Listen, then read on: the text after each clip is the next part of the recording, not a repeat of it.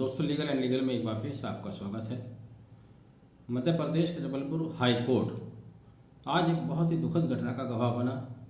वहां प्रैक्टिस करने वाले एक अधिवक्ता महोदय ने आत्महत्या कर ली है। मीडिया में जिस तरह की खबरें आ रही हैं उनसे ये बताया जा रहा है, उनसे जाहिर होता है कि एडवोकेट अनुराग साहू, जो कि अपने किसी मौकिल की बेल पर बहस कर रहे थे, बहस के दौरान जज साहब ने कोई विपरीत टिप्पणी की।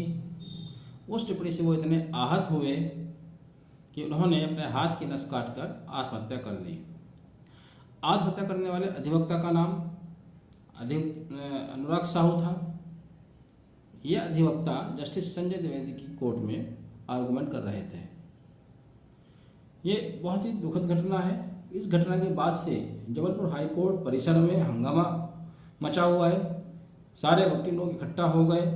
वह अपने साथी अधिवक्ता का शव लेकर पहले संजय द्विवेदी जस्टिस के कोर्ट रूम में गए।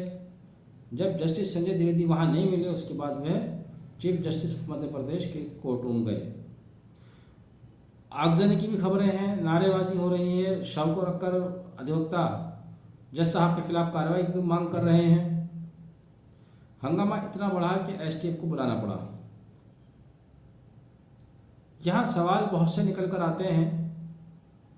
सबसे प्रमुख सवाल ये है कि हमारे न्यायाधीश, हमारे न्यायमूर्ति, उच्च पदों पर बैठे हुए जजेस, उच्च अदालतों में बैठे हुए जजेस, इनको भी समझना चाहिए कि वे ईश्वर नहीं हैं, वे खुदा नहीं हैं।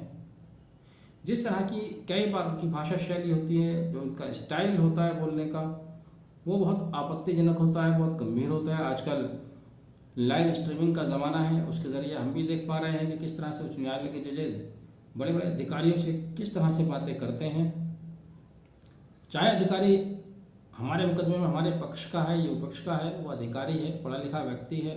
इसी तरह से एडवोकेट भी अधिकारी है, उनके साथ अच्छे से बिहेव करना चाहिए।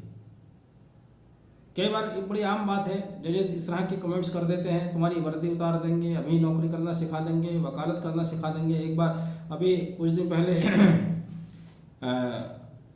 कर्नाटका हाई कोर्ट का ही मामला था और ये हिजाब केस में ही था, जब एक अधिवक्ता ने रिव्यू पिटीशन फाइल की। उसी केस में रिव्यू पिटीशन पहले एक रिजेक्ट हो चुकी थी, लेकिन अधिवक्ता ने, देखिए कानून है, कानून में बहुत सारे ऑप्शंस होते हैं, बहुत सारे रास्ते खुलते हैं। बहुत सारी चीज़ें ऐसी होती हैं जो कानून में आमतौर से हम लोग नहीं करते, लेकिन फिर कोई अधिवक्ता उसको करते हैं तो वो रूटीन में आ जाता है। बहुत सारी बातें होते हुए भी हम नहीं जानते, बहुत सी बातें जानते हुए प्रैक्टिकली हम यूज़ नहीं करते। तो इसी तरह से उन अधिवक्ता महोदय ने भी क्या सोच करके रिव्यू फाइल किया रहा होगा।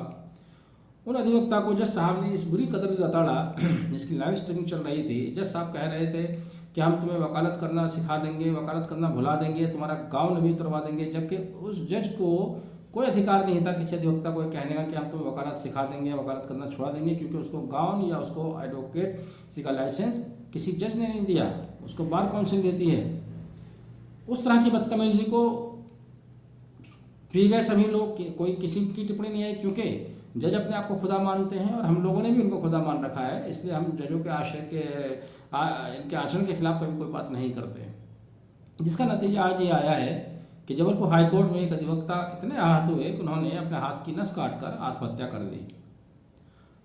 उनका जीवन चला गया, वो वापस नहीं आने वाला।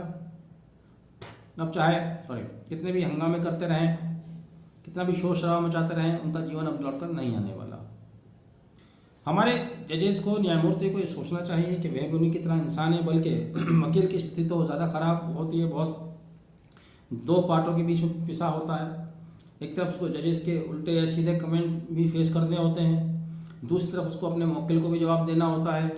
मौकिल के पास एक बात होती है, आमतौर से होता है कि कोई व्यक्ति बहुत ही सज्जन है, बहुत भला है, मान लीजिए उसके खिलाफ कोई FIR होगी, जैसे आजकल ट्रेंड चला हुआ है 376 का चला हुआ है, पॉक्सो का चला हुआ है। अब वो कितना भी सज्जन व्यक्ति है, उसके वकील के जितने भी पैरोकार होंगे वो अपने वकील साहब से एक ही बात कहेंगे, साहब हमारा भाई, हमारे पिता, हमारे ये, हमारे वो बहुत सीधे हैं, सज्जन हैं, इन्होंने तो कभी कोई अपराध नहीं किया, ये झूठा केस है। फिर आप क्यों नहीं निकाल पा रहे? वकील उनको क्या जवाब दे?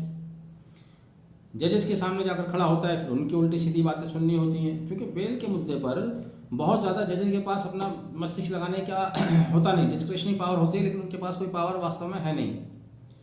मजिस्ट्रेट जिला जज से डरता है, जिला जज हाई कोर्ट से डरता है, हाई कोर्ट के जज सुप्रीम कोर्ट से डरते हैं। सब लोग डर में कहीं ना कहीं काम करते हैं। ये भी उतने फ्री नहीं जितना हमें फ्री महसूस होता है, और उनके इसी डर का नतीजा है कहीं ना कहीं फ्रस्ट्रेशन में होते हैं कुछ लोग, कुछ जजेस, और वो अपनी फ्रस्ट्रेशन सबसे कमज़ोर उनको वकील दिखाई देता है, वकील के ऊपर उतार देते हैं, जिसका नतीजा आज एक काबिल वकील की हत्या आत्महत्या से हुआ।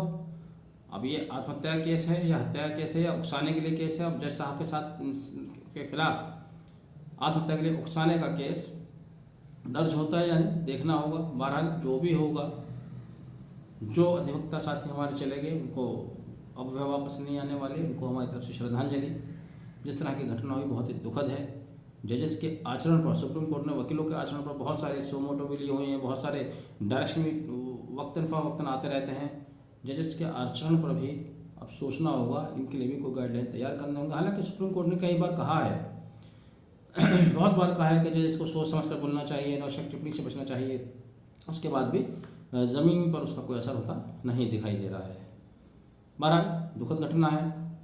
अब इसमें इंसाफ की मांग वकील कर रहे हैं तो सही कर रहे हैं। केस दर्ज होता है या नहीं होता है, अब देखना है किस तरह से उसकी जांच होती है। हालांकि एसएसपी महोदय का कहना है कि जांच चल रही है। अब क्या जांच चल रही है वो तो ज़्यादा उन्होंने नहीं बताया। लीगल एंड लीगल की ओर से मृतक अधिवक्ता को भावभीनी श्रद्धांजलि।